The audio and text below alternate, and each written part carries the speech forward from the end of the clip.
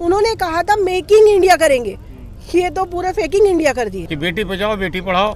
अब किससे बचानी बेटी, वो तो आप सब जान गए किससे बचानी है। 1 लाख दो, कहा और मांगो, कहा 2 लाख दो। नहीं, सुबह से शाम तक करोड़ों खरबों में चले गए, वादा सब कुछ करूंगा, काम एक भी नहीं करूंगा। वही ये सरकार है। बाकी बेरोजगारी का आलम आप समझ लीजिए। सबसे पहले तो मैं आपसे जानना चाहूँगा, जिस तरीके से बेरोजगारी बढ़ रही है देश में, आप युवा होने के नाते किस नज़र से देख रही हैं बढ़ते हुए भारत को?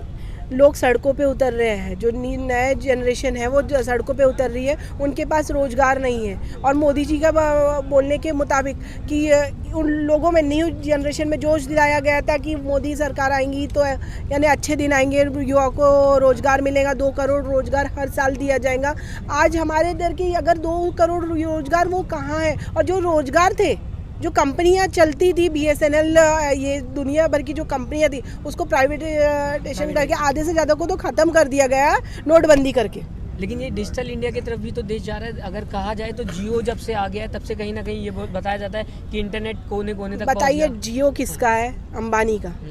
तो अंबानी का जो दूध बोलते हैं, जो हमारे प्रधानमंत्री जी है, उन्होंने डिजिटल इंडिया बनाने के लिए जियो का इस्तेमाल किया, BSNL का इस्तेमाल क्यों नहीं किया? क्यों नहीं उसको आगे बढ़ाया गया? उसकी फाइल क्यों दबाई गई जब जियो को आगे बढ़ाना था? ये तो अंदर की बात है, थोड़ी बहुत जो मुझे नॉलेज है, मुझे इतना डिटेल में भी नहीं मालूम। लेकिन जब 3G के लिए अप्लाई उन्होंने भी किया था तो BSNL की फाइल को रोक दी गई थी और जियो की और बाकी चीज़ों की आगे, बाकी जो कंपनीज थी उनकी आगे की गई। क्यों नहीं BSNL को आगे किया? क्योंकि वो गवर्नमेंट का था, उसको निजीकरण करना था, तो उसको ख़त्म करने के लिए उन्होंने जियो को आगे बढ़ाया। वो किसको उससे किसको फ़ायदा हुआ, ये बताइए? हमारे देश को फ़ायदा हुआ या अंबानी को फ़ायदा हुआ? देश को ही फायदा हुआ, युवाओं को बता रही है सरकार की फायदा हुआ कहीं ना कहीं इसको लेके। तो बताइए, देखिए जो जियो से फ़ायदा किस, पहले तो उन्होंने फ्री में बांटा, आज उसकी रेट बताइए कितने बढ़ा के दे रहे हैं। लेकिन इंटरनेट भी तो कह रहे हैं ना कि समय की जरूरत है। हाँ, तो समय की जरूरत सिर्फ मोदी जी को है, बाकी लोग तो बेचारे रास्ते में उतरे हुए हैं ना, उनको तो कोई चीज़ की जरूरत ही नहीं है। सबकी धंधे पानी बंद करवा दिए। जो देखिए, जो कॉम्पिटिटिव एग्जाम के लिए जो बच्चे तैयारी करते थे, आज सब प्राइवेट सेक्टर में चले गया है। जो एग्जाम देने से एक तो माइंड भी ब्रिलियंट होता था, पढ़ने से उनको नॉलेज मिलता था। तो प्राइवेट सेक्टर में जाने की वजह से बच्चों को पता है कि भैया अभी हमको प्राइवेट में ही करना है, तो सिर्फ कंप्यूटर में वो कर ले, और जो चीज़ें, हर चीज़ डिटेल तो कंप्यूटर में मिल ही जाती है, सब सेव रहता है। एक कैलकुलेटर लो लो, सीधा पहले माइंड का इस्तेमाल करते थे, आज कैलकुलेटर का इस्तेमाल करते, वही कर रहे हैं। लेकिन माइंड ग्रोथ, उनकी जो नॉलेज जो रहता था, जो हमारा देश नॉलेज के लिए दुनिया में फेमस था कि सबसे ब्रिलियंट माइंड के लोग हमारे देश में पैदा होते हैं। लेकिन देखा गया और नासा से लेके हर जगह हमारे देश के लोग साइंटिस्ट है, ये तो चला रहे हैं। ताकि अच्छा पैकेज मिल सके लोगों को। तो पैकेज कहाँ है? आप बताइए, पैकेज कहाँ है हमारे? बड़ी से चाइना से कंपनीज आ रही हैं। हाँ, चाइना से मतलब देखिए, अभी स्टैचू बना, उसके बाद कंटिन्यू चाइना से जो फैक्ट्री थी वो इंडिया में अब स्टेबल हो रही है। तो कहीं ना कहीं इंडिया में कुछ बाकी नहीं है क्या? टैलेंट नहीं बाकी है? इंडिया के टैलेंट दूसरे यूज कर रहे हैं और चाइना से हमारे को खरीदना पड़ रही है। तो हमारे देश के लिए, ये हमारे देश के प्रधानमंत्री के लिए शर्मनाक बात है कि हमारे देश में उन्होंने कहा था मेकिंग इंडिया करेंगे, ये तो पूरा फेकिंग इंडिया कर दिए। नहीं मैम, करके दिखाया ना मेक इन इंडिया। अडानी को आज मैम, कल इकोनॉमिक्स टाइम पढ़ा मैंने, अडानी ने बीट्स किया है जेफ बेजोस को, और बाकी एलन मस्क को भी बीट्स कर दिया मैम पैसे में।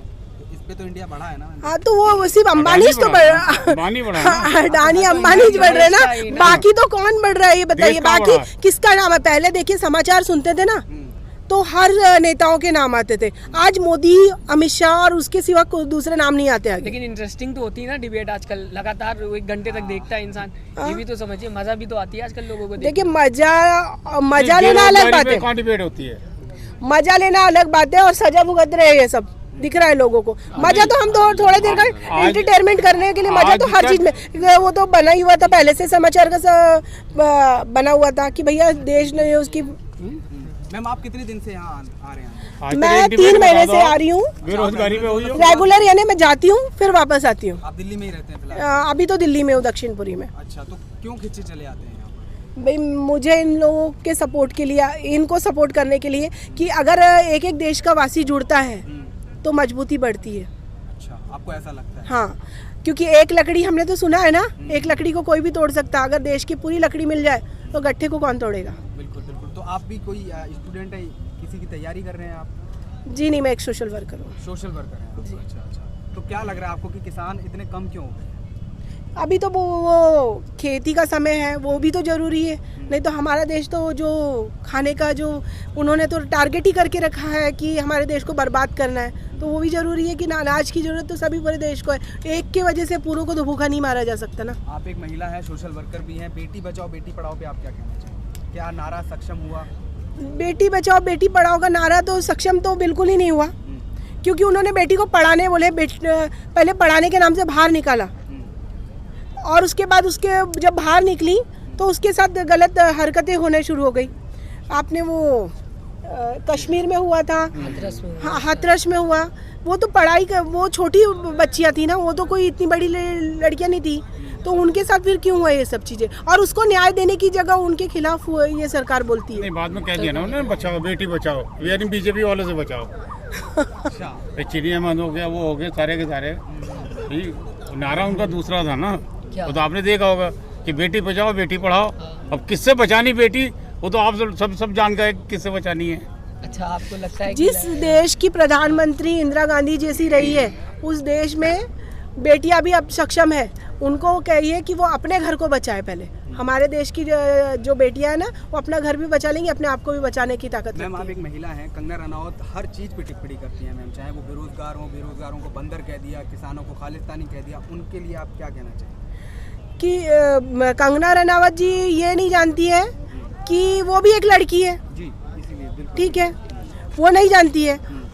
और वो जो बेरोजगार की बात कर रहे हैं, एक झांसी की रानी की एक्टिंग कर लेने से झांसी की रानी नहीं बन जाते, उसके लिए मैदान में उतरना पड़ता। अगर है मैदान में तो किसानों की जो महिला है उनके जैसे काम करे, रोड में बैठ के लोगों को खाना दे, खाना खिलाओ, उन्हीं के साथ रहे, तब मानेंगे वो झांसी की रानी है। बोलना तो आसान है, करके दिखाना मुश्किल है। लेकिन वो कहती हैं कि वो दुनिया की सबसे बेस्ट एक्टर है, दुनिया की सबसे बेस्ट। किसने बताया? उन्होंने खुद कहा है ट्विटर पे। तो खुद ही तो कह रही, खुद तो कुछ भी नहीं कहते तो हो। मैं अगर बोल दूंगी भाई मैं तो दुनिया की ये हूँ, क्या बोलते हैं, विक्टोरिया बन गई हूँ और ये बन गई, तो मैं क्या बन जाऊंगी। वो खुद अपने आप को समझ रही है, दूसरे के नजरों में नहीं है, वो अपने नजरों में ही खूब बेस्ट है। बार बार नहीं बोलेगी तो उसे जेड प्लस कैसे हमारे मिलेगा? साथ आर्मी के पूर्व ऑफिसर भी हैं, उनसे बात करेंगे कि बेरोजगारी को ये किस तरीके से देखते हैं। सर, आज जो है एसएससी के बच्चे हैं, लगातार 2018 के बाद से 2021 में इनका लास्ट में भर्ती होनी थी, लेकिन उसमें आधे बच्चे निकाल दिए गए। एक चुटकुला सुना दूँ, जरूर। उसी में सार समझ जाएंगे आप। एक ब्राह्मण देवता थे, पंडित जी, बड़े लालची थे, दुष्ट प्रवृत्ति के थे, और अपना जो है द्वेष की भावना उनके अंदर थी। उन्होंने क्या किया, बाबा भोलेनाथ की तपस्या किया, पूजा किया एकदम। सही बोला। बाबा भोलेनाथ प्रकट हुए, कहा मांगो भक्त क्या चाहिए। तो कहे मुझे कोई ऐसी चीज़ दे दीजिए जिससे हम इससे कुछ मांगे तो हमको मिल जाए। कहा ठीक है, एक शंख दिए, शंख जो फूंका जाता है, वो शंख दिए। तो उसके साथ शर्त रखे कि भैया ये शंख अगर आपको 1 रुपया देगी तो पड़ोसियों को तो 2 रुपया देगी, जो कहोगे ही करेगी। कहा ठीक, ले आए, लीप लाप करके आंगन उंगर में गंगा जल छिड़क उड़ के हुड़ंग धुड़ंग करके उन्होंने कहा ए शंख 1 लाख रुपया दो। इनको 1 लाख दी, पड़ोसियों को 2-2 लाख दे दी, जरूरत के मुताबिक। किसी का छोटा परिवार, किसी का बड़ा परिवार। कहा ठीक। दूसरे दिन 5 लाख मांगे, पड़ोसियों को तो 10 लाख मिल गए। कहा कि अच्छा तो ये लोग मलाई काट रहे, हमको 1 रुपया दे रहा है, उन लोगों को 2 रुपया दे रहा है। अच्छा रुको, ये तो शर्त है कि जो मैं कहूँगा वही करेगी। कहा ए शंख मेरा 1 पैर तोड़ दो। तो पूरे मोहल्ले के विकलांग हो गए, दोनों पैर टूट गया। कहा अच्छा अभी नहीं, अभी और लोगों को अंधेरे में रखूँगा। कहा कि अच्छा मेरी 1 आँख फोड़ दो। पूरा मोहल्ला जो है अंधा हो गया। बाबा भोलेनाथ कहे कि बड़ा दुष्ट आदमी है, ये तो पूरे देश को, पूरे समाज को विकलांग बना देगा और प्रकृति का बैलेंस खराब कर देगा। तो उन्होंने क्या किया, कहा कि प्रकट हुए, कहे कि देखो ये शंख को ले आके समुद्र में फेंक दो, तुम्हें वहीं से दूसरी शंख मिलेगी, उससे जो तुम मांगोगे वो तुम्ही को देगी और किसी को नहीं देगी। कहा ये बात ठीक है। ले आके समुद्र में शंख फेंक दिया, बड़ी सी शंख उनको मिली, लाए, हुड़ंग धुड़ंग किए, पूजा पाठ करके कहा 1 लाख दो, कहा और मांगो, कहा 2 लाख दो, नहीं सुबह से शाम तक करोड़ों खरबों में चले गए, और मांगो कहती रही। कहा अच्छा वो शंख तो पहले दे देती थी, कहा वो देने वाली शंख थी, अब मैं ठपोर शंखी हूँ, वादा सब कुछ करूँगा, काम एक भी नहीं करूँगा, वही ये सरकार है। बाकी बेरोजगारी का आलम आप समझ लीजिए। चैनल को लाइक, शेयर एंड सब्सक्राइब करें और बेल आइकन दबाना ना भूलें।